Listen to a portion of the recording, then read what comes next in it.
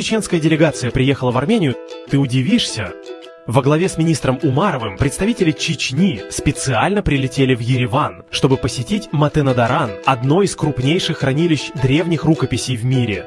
Но их интерес был не случайным. Особое внимание делегации привлекла уникальная рукопись 7 века – Аш-Харацуйц, армянская география. Именно в ней упоминается народ Нохчаматьянг, предки нахских народов, населявшие земли от Дона до Каспия. Представь, чеченцам удалось увидеть упоминание своих древних корней.